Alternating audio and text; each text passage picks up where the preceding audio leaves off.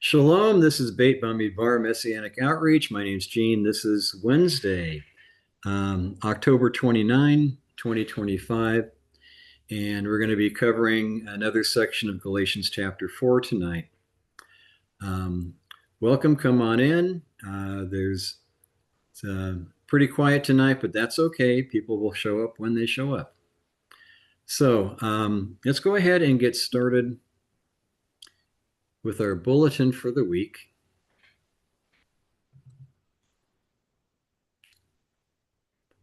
And let's get, oops, where am I doing? Get that out of the way. This is good. This is good. Hey, it's all good. Okay. Um, our website is here on the bulletin. Of course, if you're seeing this, you've already got that worked out because you have to come into this meeting through the website. Anyways, that's our phone number 208-659-8399. And that's not my old California number. I got a new number for up here in Idaho, Mhm. just for this group. Okay, our date for the bulletin is set for 10 Cheshvan 5786. It's a new year, of course, and equivalent to November 1, 2025, which is this coming Shabbat. The date on the bulletin is dated to when it's going to get handed out in our weekly Shabbat service.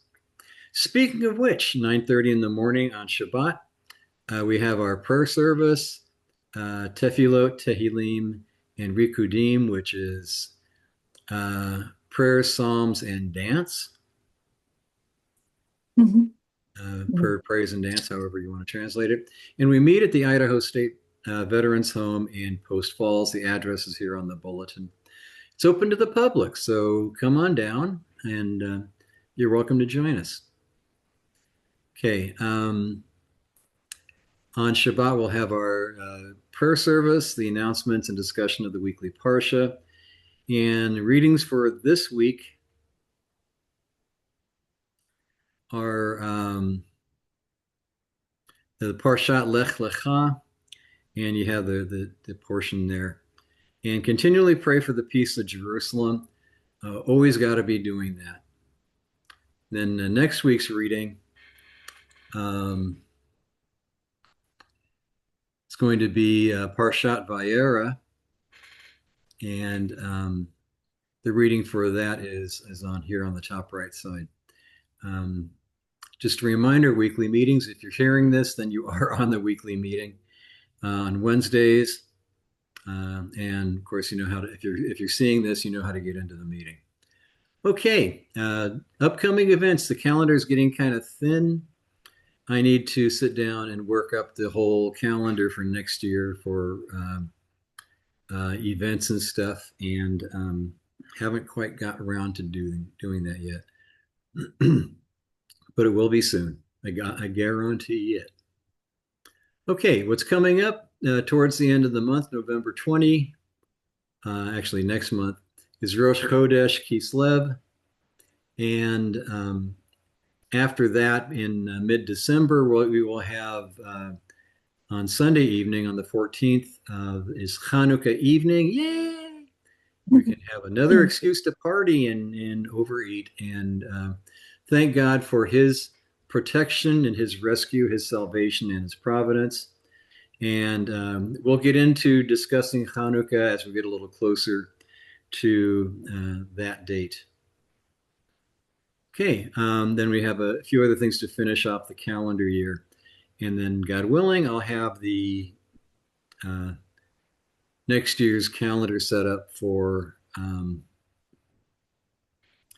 um, for you all, for us all, so that we can have an idea what's coming on.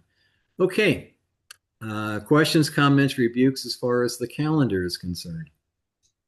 So Hanukkah is close with Christmas, almost. Yeah, it's going to be a whole nother month and a half away. Mhm. December 14th is going to be the first evening of Hanukkah.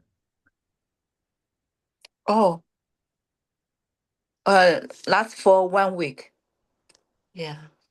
Yeah, it on our American calendar, it differs month every year. It's going to be in a different spot. Some years back, Hanukkah fell on Thanksgiving, same day as Thanksgiving. Wow. So, and then depending on how the calendar shifts, it's going to be on a different day. Pretty much every it's going to be a different day every year compared to the American calendar. Mm-hmm. So so that's normal. That's to be expected. So American Canada is according the Gregory, right? Gregorian. Gregorian calendar, yes. So yeah, the Hebrew calendar does not match up with the Gregorian calendar. Mm-mm. The methodology for counting the new year is different, Mm-hmm. and thus all the rest of the dates in the year are going to come out different. So that's you get used to it. You know, you feel like you're living in two different worlds sometimes, and that's all right. Mm. Okay, let's move on and get to our study. Oops.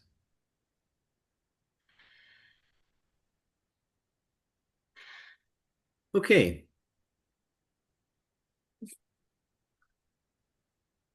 4B. No, wait, that was last week. Give me a moment. I think I gave you put the wrong one up here. Uh-oh. Let me see if I can get over to this and pick something different. Russian. Should be 4C. I mean, 20.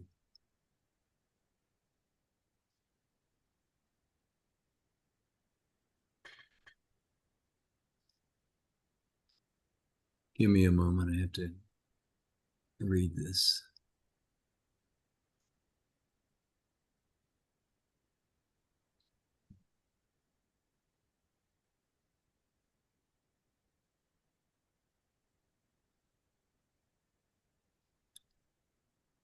This is odd. Mm. Yeah. I'm only seeing. Oh, I see. I'm not seeing all the.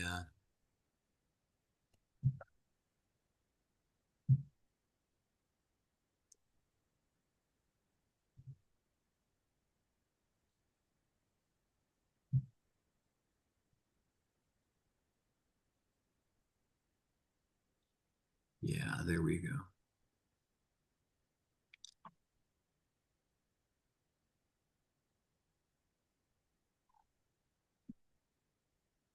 I'm getting there.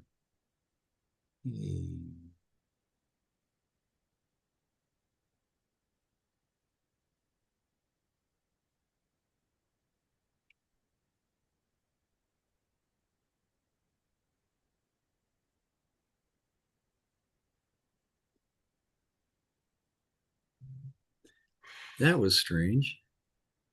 Mhm. Okay, first off, I need to stop that.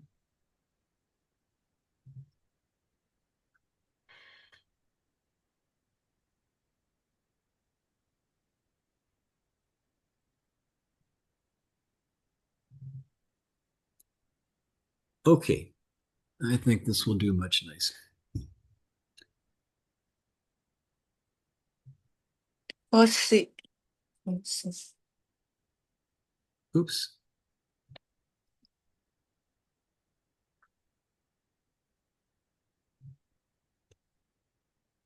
Hmm.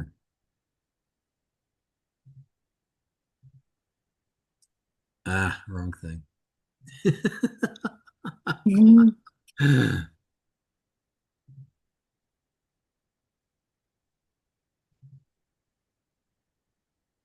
Okay.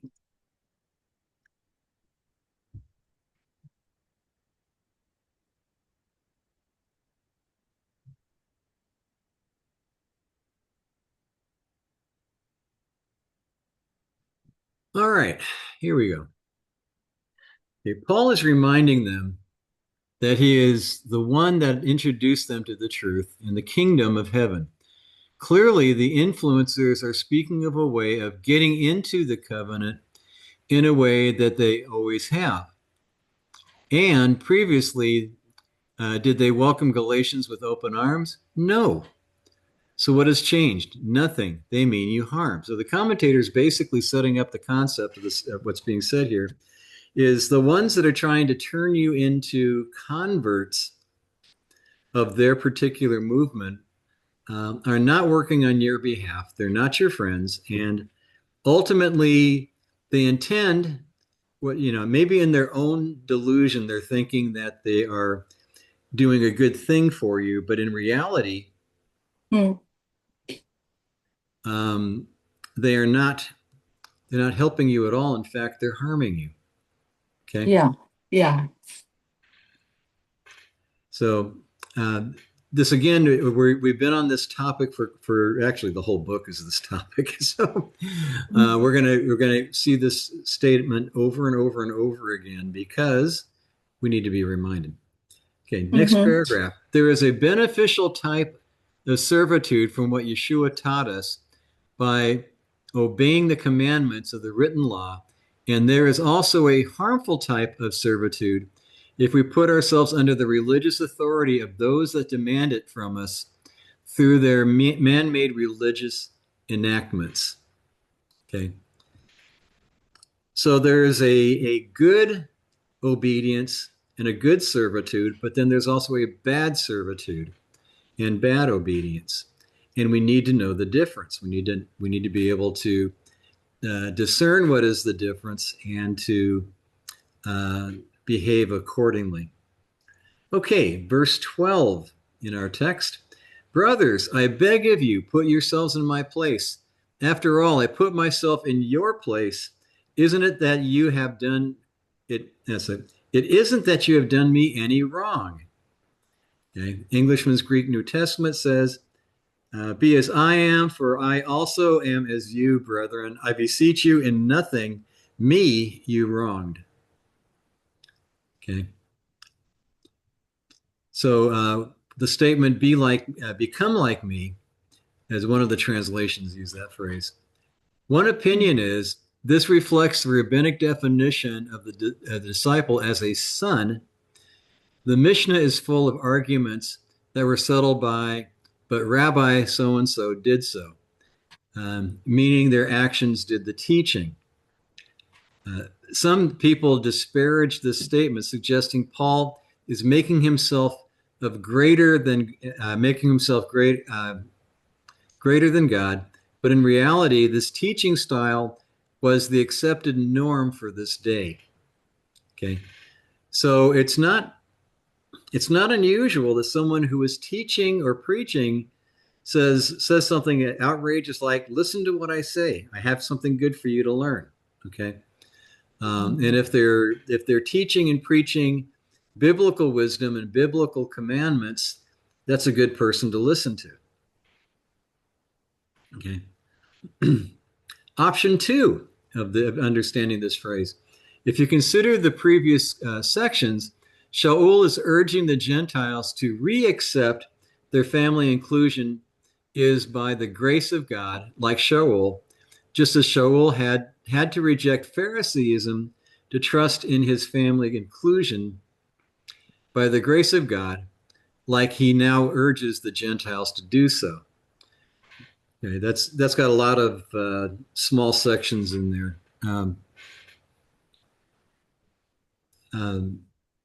Paul is urging the Gentiles to again accept their family inclusion by the grace of God. Okay, God chose us. God filled us with his Spirit. We know that we belong to God because we have the Spirit in us. Mm-hmm. Okay. Therefore, what Pharisaism or even modern Orthodox has to offer isn't good enough because those are man made rules, man made laws. And as much as they don't like to accept that it's man made, the harsh reality is, you know, somebody always gets the credit for having said it rather than quoting it's God. It's their own rabbis that say it. So it's a man-made religion. Okay, and we're supposed to follow God in His ways. Yeshua didn't teach Pharisaism. He didn't teach a different way. He taught what the Scriptures said for our lifestyle, for our obedience, and nothing else. Okay. Um, Disciples not merely studied with a sage, but also learned from his behavior by serving him, a task which included performing for him all the duties a slave performs for his master. This isn't always the modern case. It's relative. It's kind of rare in these days. Um, although many years back, I had gone to a yeshiva course over in Florida, and there was a gentleman there, a rather elderly gentleman, um, who actually had three or four young men around him at all times, and they were. He was rather old. He was bent over. He was very frail physically, and so they were making sure he got from one spot to another, got him up and got him down carefully, and they were doting over him, kind of like a beloved father. And I thought that was pretty cool. Um, I've never had that opportunity. Not that I really need to at this point, but um, it's kind of heartening to see that you have young men that have dedicated to serving their teacher in such a manner, and that's a really great example Mm-hmm. um, of if you're if and by the way, when you are working around somebody who is your sage, your rabbi, in that kind of a fashion, what are you going to do? You're going to learn. You're going to learn lots of stuff. In fact, this is the way the yeshiva, the school, the religious school was done at the time of Yeshua, the time of Paul, is that everybody would be staying in one place, and the students would take care of paying the expenses and taking turns doing the cleaning and the cooking and Mm-hmm. uh, doing stuff like that. And as they all lived together, the teacher would be teaching at every opportunity, whether that be regular scheduled class time or not inopportune, but um, um, spur of the moment lectures or interactions that occur from which a lesson will come. Um, so this is how the Gentiles in Galatia were treating Paul, which is cool. And I've seen that before, and I thought that was a really classy thing to do for young men who are students of this rabbi to help him out in his uh, declining years. I mean, his physical declining. Um, so that was really cool. So you have not injured me. Um, Paul is saying, by turning away from the faith, the Gentiles have not harmed Shaul, but themselves. And this has two different ways of looking at it. One, Paul's not insulted um, by them embracing Pharisaism of that day or turning Orthodox. Rather, they're harming themselves in doing so. Okay. And then a little commentary for me.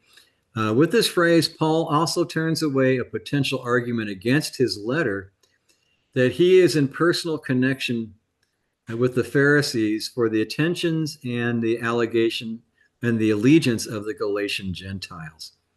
Okay. Paul is preaching the truth. He doesn't need to contend. He doesn't need to connive and argue. Okay. Mm-hmm. Any questions on verse 12? Yeah, I think kind of like a we work like a slave too, but for goodness, slave perform.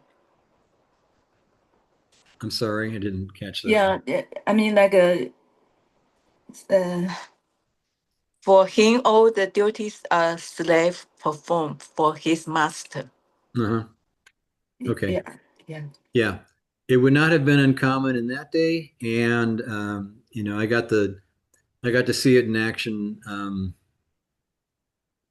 That one time, and I kind of liked it. It was a great way of showing your love and respect for your teacher to help with that.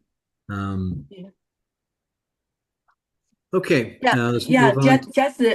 just like the Bible say, do for all for your heart, right? Mhm. Or Yeah, your mind or your soul. Your work means you dedicated all thing. Your good, yeah, your heart. Yeah. yes, cool. Baruch Hashem. Okay, let's move Um, over to Rabbi- verse 3. Sorry, go ahead. oh, I was gonna ask you, can you scroll up just a bit? I know I came in late, but right when I was coming in, you were talking about like when a teacher has to tell something to their students. Um, yeah, in this section of Paul's letter, he's speaking to them as his students. Okay. Okay, and I was mentioning a situation I saw, which the gentleman who was the rabbi for the congregation was Hmm. rather old, and he was physically having trouble getting around.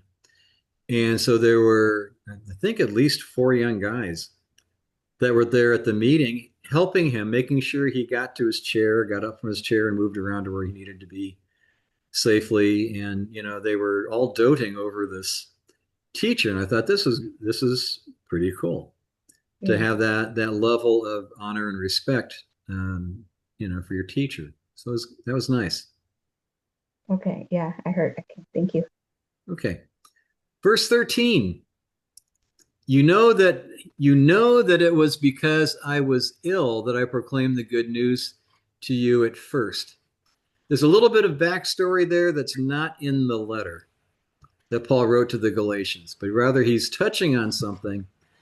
In English and the Greek New Testament says, "But you know that in weakness of flesh, I announced the glad tidings to you at the first." So something was going on. It's not specified um, what that physical condition was. Matter of fact, Dr. Stern's commentary, for some speculation on what Shaul's physical condition was see Second Corinthians, the commentary on 2 Corinthians 12:7, on his thorn in the flesh. There's really not much in there. Actually, there's a little more commentary on this. So I won't uh, wax eloquent on this. I'll let the commentators do the commenting. Okay. Um,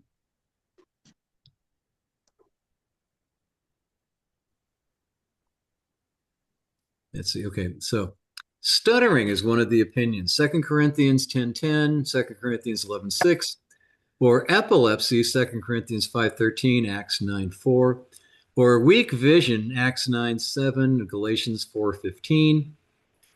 Some, the emotional suffering resulting from not winning Jews to the Messiah as he would have liked, but see also Acts 28:24. Others, a recurring temptation such as greed, Romans 7:8.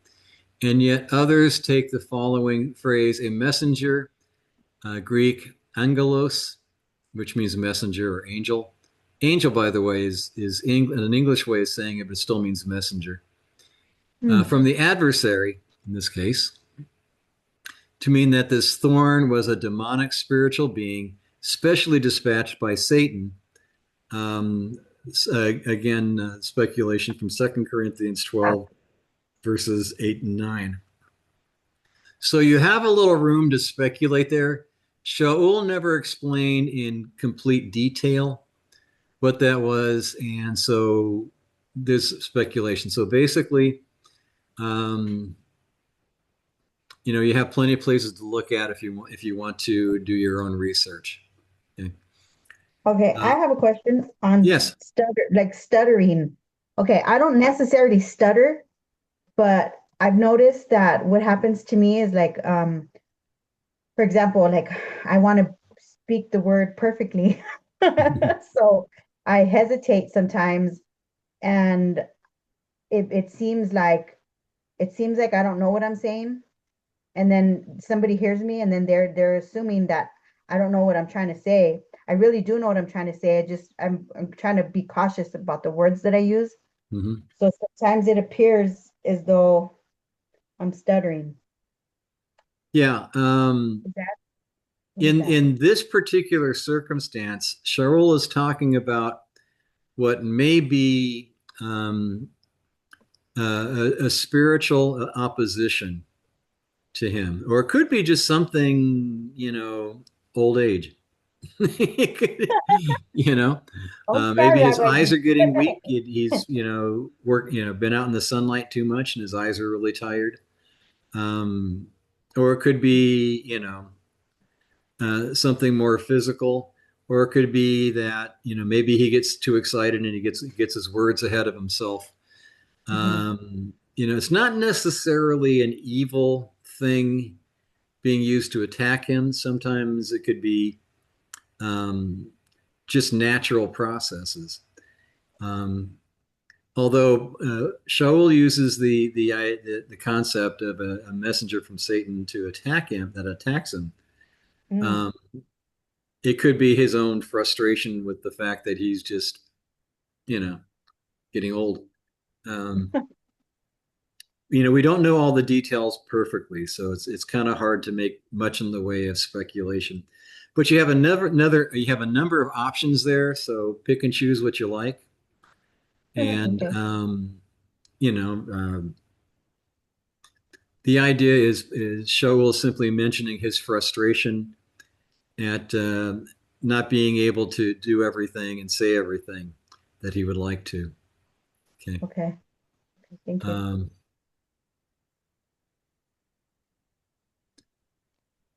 okay. Another statement. This was not the only time Shaul chose to not use all the force and authority given to him. 2 Corinthians 10:10, um, quoted here. For his letters, they say, are weighty and powerful, but his bodily presence is weak and his speech contemptible. Okay. So there's a little suggestion there that this could be part of what is happening. Maybe he's just a little frail guy, but he speaks really strong words, and people have a hard time matching the words with the person. And that's kind of a normal Greek point of view that, you know, heroes are always, large, powerful, physically strong, kind of folks, and the more physically frail people are not um, so desirable in that Greek concept, and that's could be part of what's uh, happening here. He has issues, but God keeps working with him, and for some people they get sidetracked on the issues that he has, rather than hearing and looking for God's instructions coming through this guy, even though he may not be, um, an Olympic champion for physical condition. He's still doing God's work. Okay. Questions, comments, rebukes on verse 13? No, that even makes perfect sense in real life. Yeah. Like I had a I don't even know who the person was now, to come to think of it, but it was somebody that they stuttered, and I really struggled just trying to listen to them. I almost would want to finish the sentences and Yeah. things that I didn't even know. Yeah. But in a contrarian kind of way, somebody is stuttering, you have to pay a lot more attention to what they're saying. Yeah. So if God wants to use that person for making important messages and they stutter in the process of doing it, it forces people to really pay attention. So Oh, so Rabbi, you mentioned God's word doesn't need, how say, champion, right? Doing God's work just the continual insistency. Yeah, consistency. Yes. Yeah. Keep doing what God's asking you to do, and even if you think your performance is short and not good enough, just keep doing it because you know where's that line? In our weakness, God's strength is made complete. He takes us the way we are and he uses us the way we are, and then he makes wonderful things happen from it. So, yeah. Amen. Yeah. Okay, verse 14. And even though my physical condition must have tempted you to treat me with scorn, you did not display any sign of disdain or disgust. No, you welcomed me as if I had been an angel of God, as if I had been the Messiah Yeshua himself. So here he's very big compliment to the Galatian congregation that even though his physical appearance and his condition was such that he wasn't that Greek model of physical perfection, but nonetheless the Galatians received him wholeheartedly, and with as much cooperation and following him as comparing it as if they were following Messiah Yeshua himself. So that's a very high compliment, and all the stuff he's been complaining to the Galatians about. This is a great compliment that they took what Paul was preaching, and he's very good at explaining out of the Tanakh, what God has been doing, and so I'm sure he would make it really easy to understand that Yeshua is indeed Messiah. Okay. And also Englishman's Greek New Testament right after that. And temptation in the flesh, not you despised, nor rejected with contempt, but as an angel of God, you receive me as Christ Jesus. Okay. Not to reject is petusate, it's almost like spitting out. To spit out, to reject, to scorn, loathe, spitting, continuing, a common form of protection against the evil eye. Toot. Oh. If you remember that line, that thing that everybody did on Fiddler on the Roof in the movie, where they did a mock spitting on the back of their fingers going, toot. It was their way of disrupting the evil eye. So that's kind of what they're talking about here. By contrast, sorry, let me back up. Where am I? There we are. In context, my fleshly weakness was not disgusting to you, but you welcomed me. Okay, that's my take on it.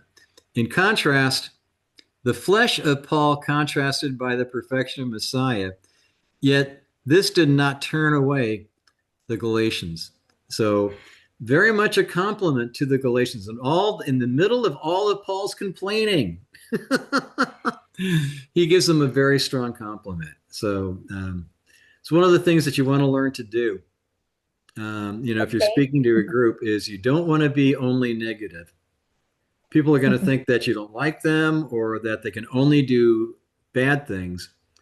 You always want to remind people when they do good things too, and compliment people and encourage them to do the right thing and not just complain that they're doing the wrong thing.